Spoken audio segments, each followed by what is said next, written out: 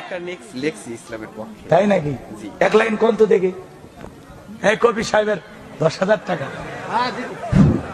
কবি সাহেব আমাদের। আউযু বিল্লাহি মিনাশ শাইতানির রাজিম, বিসমিল্লাহির রহমানির রহিম।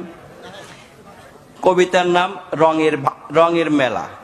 স্কুল বন্ধ, পূজার ছুটি, গায়ের ছেলেরা বেঁধে জুটি।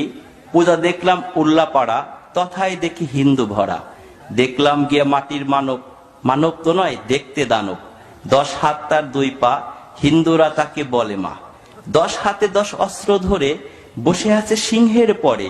সে বলিতে পারে না কথা, সবাই পায়ে নোয়ায় মাথা। গলায় দিয়া ফুলের মালা, খাওয়ায় তাকে দুধ কলা। ভক্তি শ্রদ্ধা করে মান, বাক শক্তি নায়কো প্রাণ।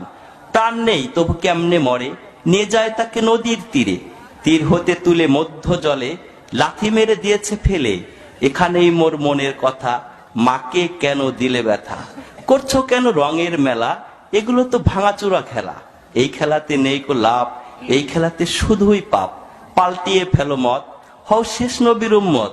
খোদাকে মানো প্রভু, একবার গেলে তুলসী তালা, ঘরে নেবে না কভু। ধন্যবাদ।